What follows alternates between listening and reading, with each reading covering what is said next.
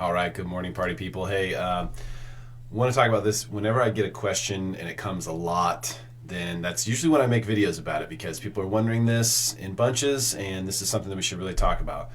Couple of things. First of all, let's to get some disclaimers out of the way. Derrick Evans here, Senior Loan Officer, VA Home Loan Specialist, NMLS 155010, American Pacific Mortgage, Alliant Mortgage, California. I want to knock that out of the way, get my contact information there for you as well. I'm going to be sharing this here shortly. But the thing that you'll hear sometimes, and real estate agents are sort of known, the sort of stereotypical real estate agent will tell you it's always a great time to buy and sell real estate. And here's the truth behind that statement. So the truth behind that statement is that if you have a long-term outlook, it is always a good time to buy real estate because over long periods of time, as you know, we've seen, and as I can pull up the graph and show you, real estate values have gone up tremendously. There's macro economic implications involved with that. Only a fixed amount of land, increasing drastically, exponentially increasing demand as the population grows. So you're going to see that cause values to go higher. Now, the other thing is, sorry, trying to share this and it's not working. I get a question. Oh, of course, that's terrible. Come on, Facebook, help me out. It's not going to work. Okay. Anyway, not going to share it. So, is it the right time to sell? So it's always a good time to buy if you have a long-term outlook, but it's not always a good time to sell. Remember the crash, okay? That was not a good time to sell. People who had to sell then lost. People who were able to hold made money. We're much higher now than we were at the peak. So at any point during the crash, if you had the ability to hold on, you would have made money now. So it's not always a good time to sell. And that's the reason why this is an important question and why I think this is an important video I want to make today, because it is always a good time to buy if you have a long-term outlook for real estate, but it's not always a good time to sell. Sometimes it's an okay time to sell, sometimes it's a bad time to sell, sometimes it's a great time to sell, which is what I think is happening right now. Now, the question that spurred this morning was an individual who's trying to time things a little bit in his own life and is kind of wondering, hey, when's the right time to sell and buy simultaneously?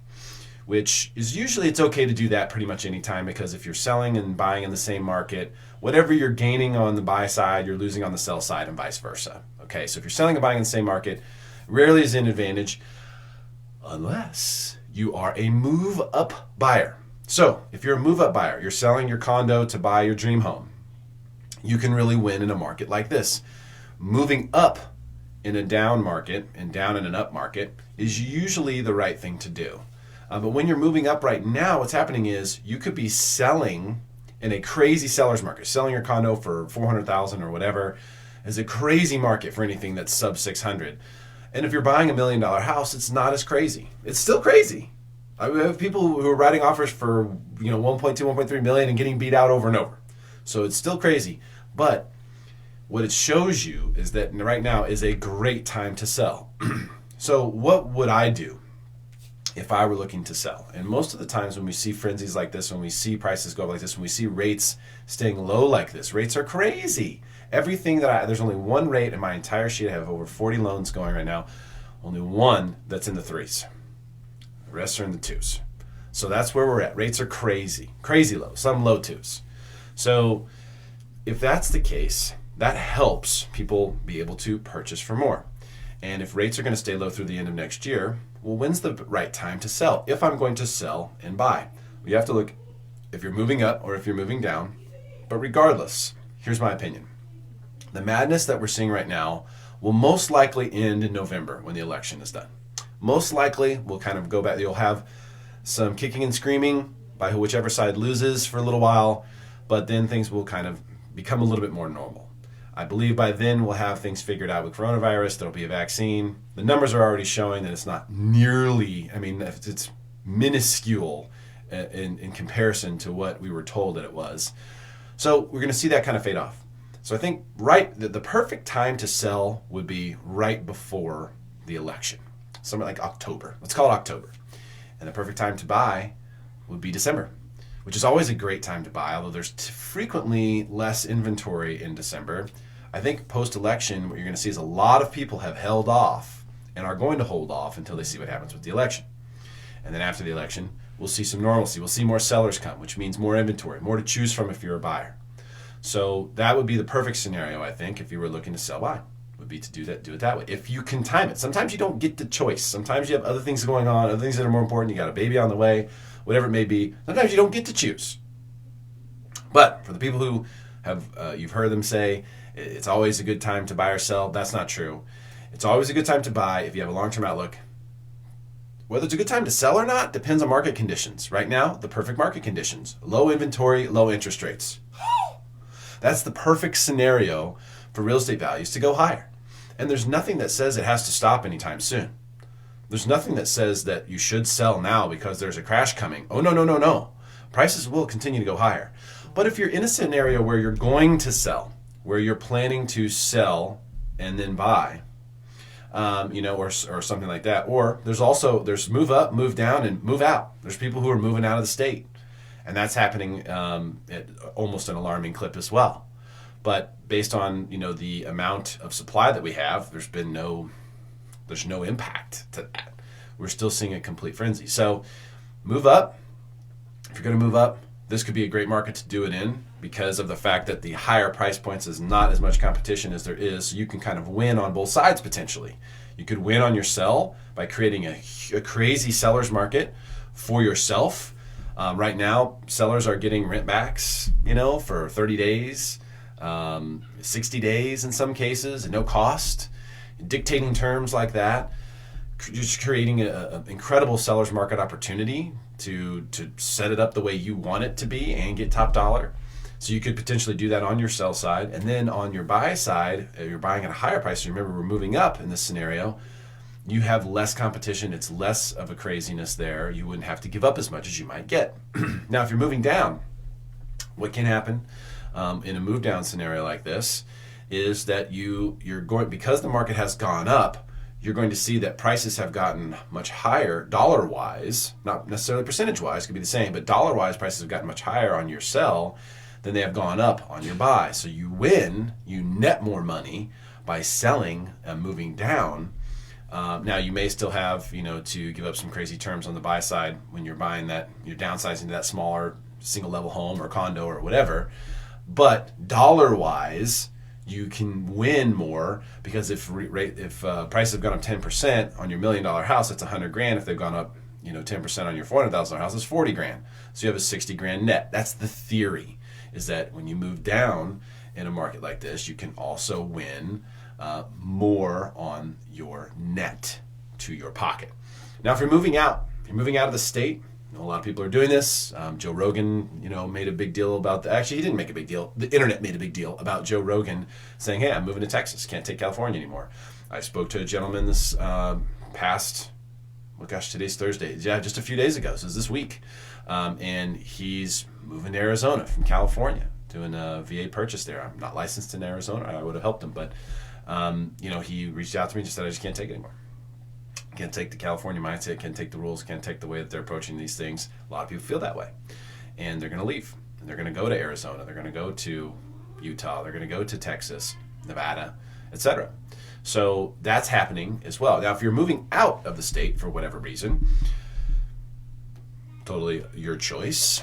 I think you'll probably regret it, be my guess, at some point. But if you do, then really it's just a matter of when is it the right time, when is it a great time to sell for you? And I think you will have a hard time finding a better time than right now. That doesn't mean the prices won't continue to go higher, but as far as dictating terms, as far as having multiple offers to choose from, as far as being able to get top dollar and sort of set things up the way you want to, it really doesn't get much better than this. It can continue to stay this way. It could for a long time, for years even. But it doesn't get any better than this. So, is this the perfect time to sell? I think it probably is. It probably is. Could get better, could get worse, but this is as good as it gets on the sell side. So when people say, well, how could it be a good time to sell and buy? Remember, selling is a very short-term outlook scenario. When you're selling, you're looking at just right now. You're not going to look back and go, gosh, I should have waited to sell or whatever. When you're buying with more of a long-term approach, more of a long-term time frame. And as long as you do that, in the long run, you win with real estate. That's what's great about it. You don't have to be a genius. All you have to do is just own it. Just buy it and keep it. And if you can keep your real estate forever, great. But there's also situations like right now where it makes sense to trade out. And what that means is, hey, I bought my condo, for $250,000, and now it's worth $450,000. What should I do about that? Should I just stay and just keep it, or should I rent it out now because rents are so high and I can cash flow? Maybe. But especially and I focus on the VA community, and especially if you're a veteran, or even if you're active duty and you bought that condo and that was your first buy, your first piece of real estate, you intended to be a rental. So that was your long-term plan, was I'm going to buy it, I'm going to keep it, I'm going to rent it, or maybe I'll come back to it when I get out of the service. That's all great, but you may want to consider the idea of being able to swap one for two. So if you can sell that condo that you bought for $250 for $450 and pocket $200,000 cash, no tax, because it's your primary residence, right? Then you can go ahead and turn around and use your VA benefit to buy another place, which you can have the same game plan as you did for the first one. And then you can have $200,000 cash now. So now you still own real estate, but now you have $200 cash. You can take that $200 cash and you could buy another property. So now you've traded one for two, and potentially even three. And we're talking about having that much cash, and the amount of cash people are able to raise right now by selling their real estate is significant. Can't be ignored. Same thing with the 100% VA cash out loan. For people who want to keep their real estate, but they want to leverage the equity opportunity, the 100% VA cash out loan is unbelievable. And the rates are insanely low, in the twos. Pretty much for sure, if you qualify, you're in the twos. You can get to the low twos if you have the right credit score, and potentially, there may be some discount points. Depends on your qualifications, but you can get that. That's the lowest rate on the rate sheet. So there is opportunity to access that equity if your property has gone up in value significantly. You can't do that with any other program, though. The VA is the only one you can do it with. So there is opportunity there to take advantage of, whether you do it through selling or refinancing. There's equity opportunity now. So the question is, do you have the ability to take advantage of that and to benefit from using that equity opportunity? Selling one home to buy multiple. So you trade one for two. This is something that I've done. This is something that I've coached many people through. It feels good. And sometimes it's nice to just put the cash in your pocket. Sometimes it's nice to just sell the place, get the tax-free money, put it in the bank, and go, you know what?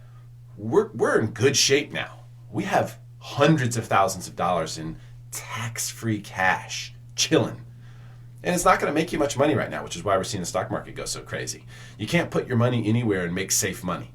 So the only way to make money is in the stock market. That's why the stock market just won't go down. Even when we get terrible numbers like today, the GDP was awful. It's struggling. It's only down 300 points. I mean, we should be down 1,000 points at least with those kind of 2,000 points. It should be a massacre. It's not, because there aren't other places to invest. So people are looking at stocks and real estate.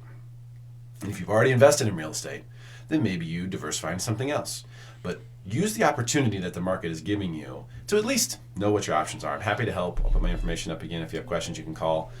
You can text me. It's a great way to reach me as well. Text me your email address. We can email if you prefer to email. But look at this scenario. Look at this situation that the market is given and see where your benefit is. Where's the benefit for you and your family in this? And it's in there somewhere. It's just a matter of figuring out, hey, should we access it now? Should we just know that it's available, keep an eye on things, access it later? Should we go ahead and plan and make a plan around what's going on right now? We know that we're going to be in this low interest rate environment through the end of next year. The Fed has committed to that. So that gives us time to make a plan in a lot of cases, especially if you plan on keeping your real estate. If you plan on keeping your real estate, we have a lot of time. If you plan on selling your real estate, you may want to take a look at it. It's going to be hard-pressed to find a better time to sell your home. And if you need help finding an agent, let me know. Happy to refer you to people that I know who are really, really good at this stuff and know what they're doing. Get your top dollar, take care of you, make sure you get the best terms. If you have an agent, call them, find out, just ask them, hey, how much do you think we could get for this place if we sold it? Ask them to do a CMA for you. Tell you what the comps look like. Be informed about what your options are and what the possibilities are. It's always a good idea. Hopefully this helps. Share this with your friends. Let's help make them smarter than everyone else. See you soon.